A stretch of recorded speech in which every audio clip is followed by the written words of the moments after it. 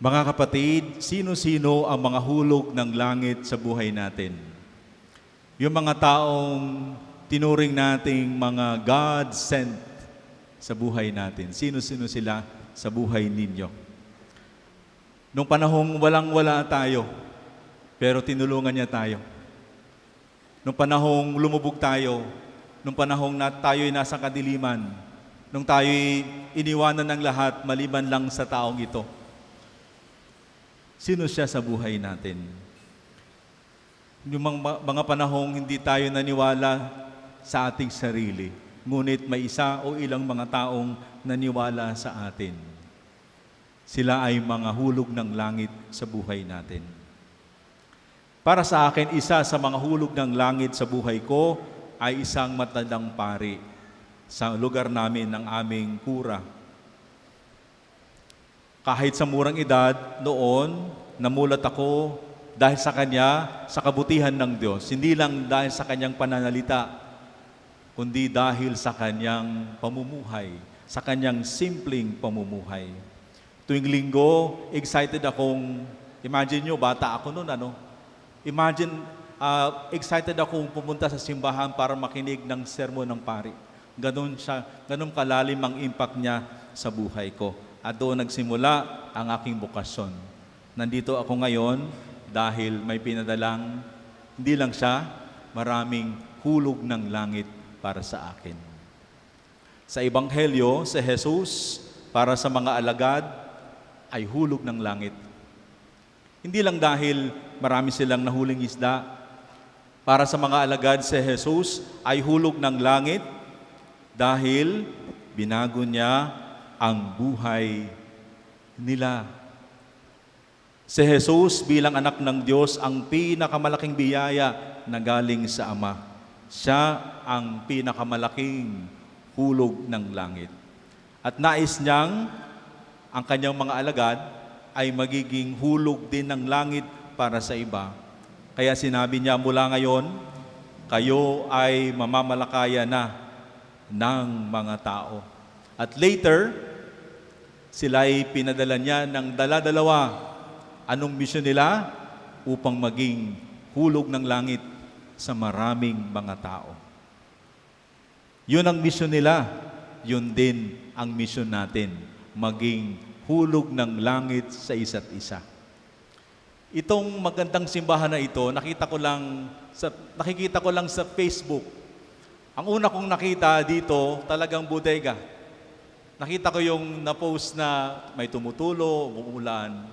Tapos, nung dumating ako kanina, nakita ko na rin to sa Facebook. Namangha ako dahil sa ganda. Sino mag-aakala ang dating bodega ay magiging ganito kaganda? Nakinig ako kanina, may mga kausap ako sa likod, naisip ko, ito'y dahil dito, sa lugar ninyo, marami ang hulog ng langit.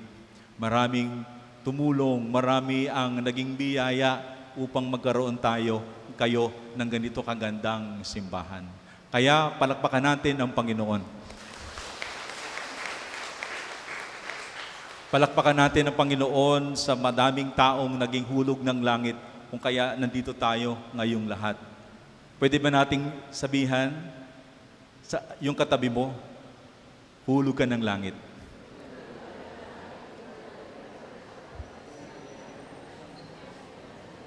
Totoo naman yung mga kapatid, hindi ito gawa ng isang tao lamang. Gawa ito ng lahat na nandito at mga taong kahit wala dito, tumutulong. Ang bawat isa ay tunay ngang hulog ng langit. Bilang mga Kristiyano, paano tayo maging hulog ng langit para sa iba? Pakinggan natin yung sinasabi ni Jesus sa Ebanghelyo. Una sabi niya sa mga alagad, sa ilang mga alagad, sabi niya, pumalaot kayo. Pumalaot kayo. Kay Pedrong mangingisda, ang ibig sabihin nun, pumunta sa malalim na parte ng lawa at doon mangisda. Sa ating kaya, kapag sasabihin ng Panginoon sa atin, pumalaot kayo, anong ibig sabihin yan sa buhay natin? Go into the deep. Para sa'yo, anong ibig sabihin yan? Para sa akin mga kapatid, magandang paalala yan dahil ang buhay natin nagiging superficial na. Masyado na tayong nasa surface. Mababaw. Mababaw ang pananampalataya, mababaw ang paglilingkod, mababaw ang maraming bagay sa buhay natin. Kaya siguro maganda yung paalala ng Panginoon, pumalaot kayo, go into the deep. Baka masyado na tayong nakafocus sa panlabas na anyo. Kaya sabi ng Panginoon, pumalaot kayo, go into the deep. Baka masyado tayong takot na umalis sa comfort zone natin. Kaya takot tayong tumulong o maraming hindi natutulungan kasi marami sa atin ang takot madumihan, takot lumayo sa comfort zone. Kaya sabi ng Panginoon, go into the deep, pumalaot kayo. Ano ang kahulugan yan sa buhay mo sa mga panahong ito? Pumalaot kayo. Go into the deep. Hindi lang galing sa labas, kundi yung nasa loob ang mahalaga. Hindi ba ito yung ebanghelyo ng linggo, naalala nyo? Para sa Panginoon, ang mahalaga ay kung anong nasa loob. Sabi niya, ang makakasira sa tao, hindi yung dumi sa labas. Ang makakasira sa tao ay yung nanggagaling sa puso ng tao, ay yung nanggagaling sa loob ng tao. Para sa Panginoon, mahalaga kung ano ang nasa loob. Go into the deep. Baka masyado tayong superficial sa buhay. Halimbawa, pag tayo'y kinumbida sa isang kainan, gagamit tayo ng pinggan, mangkok. Halimbawa, gagamit ka ng mangkok.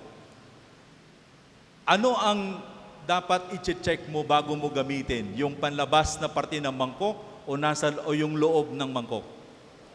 Yung loob, siyempre, kasi pag marumi, baka magkasakit pa tayo. Ibig sabihin, mahalaga sa atin ang loob. Tama ang sabi ng Panginoon, mahalaga ang loob. Ang makakasira, yung dumi sa loob, hindi dumi sa labas. Kaya, dapat nating pahalagahan kung ano ang meron sa loob. Sigurado ako habang kayo'y kung sino man pumupunta dito araw-araw para sa nobena, naghahanda kayo.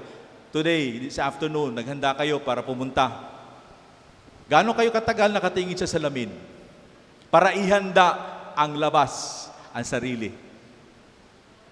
Ang tagal siguro yung iba, no? Ang tagal sa salamin, ang tagal.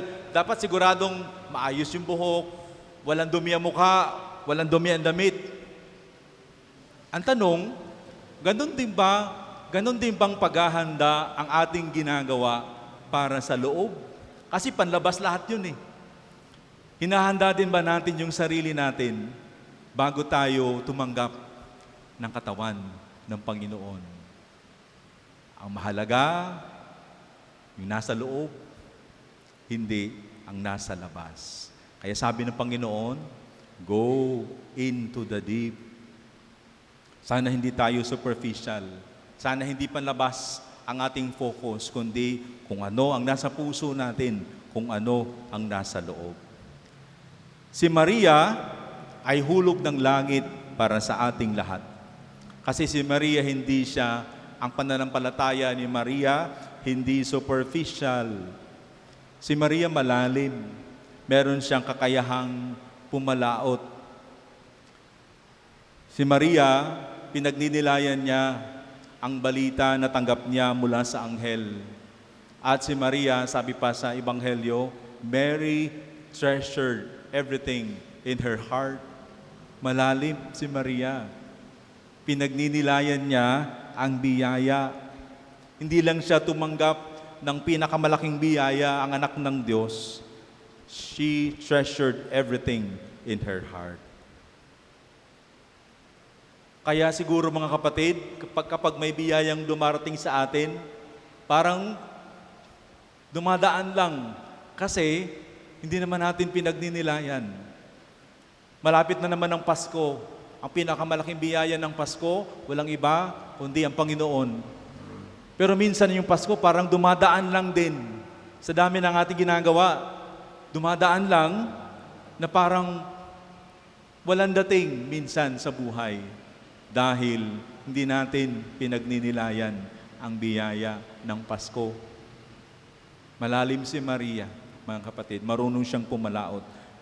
Hindi lang siya tumatanggap ng biyaya, pinagninilayan din niya ang biyaya. Si Maria ay hulog ng langit para sa lahat. Paano tayo maging hulog ng langit bilang mga Kristiyano? Sumunod sa kalooban ng Diyos. Anong ginawa ng mga alagad sa Ebanghelyo? Iniwan nila ang lahat at sumunod kay Jesus. Sila'y sumunod sa kalooban ng Diyos na sila'y magiging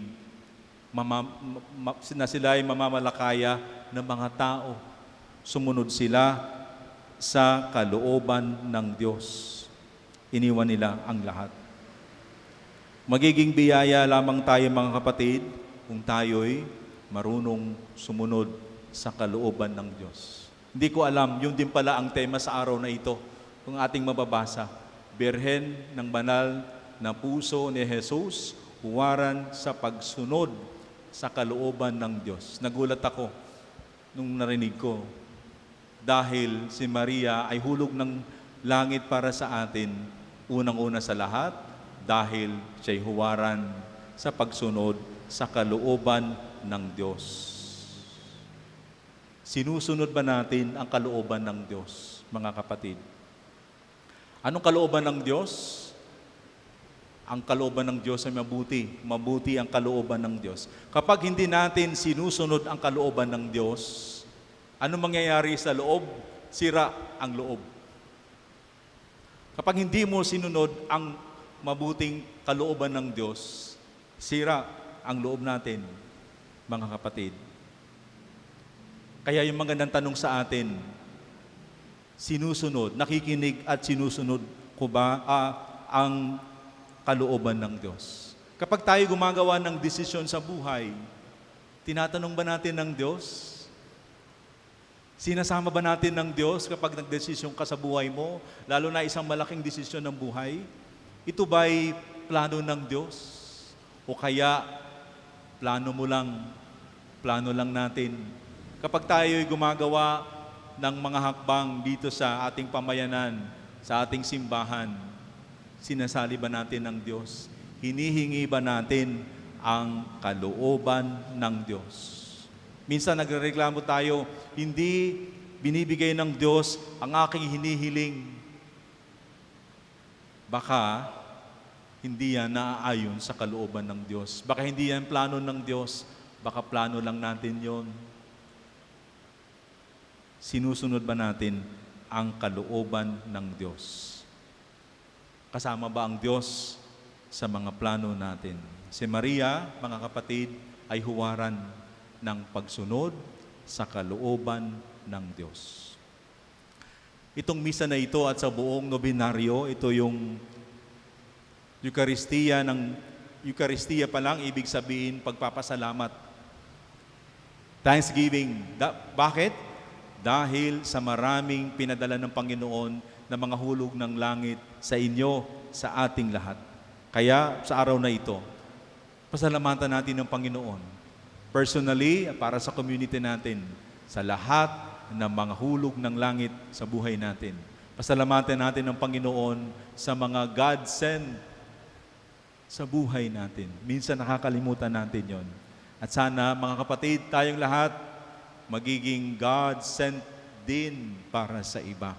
Maging hulog ng langit para sa iba. Tandaan natin, para sa Diyos, mahalaga ang nasa loob. Pumalaot tayo. Pumalaot tayo. Go into the deep.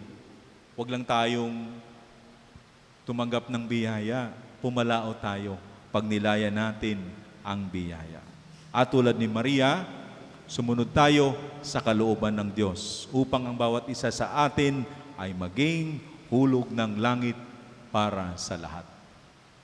Amen.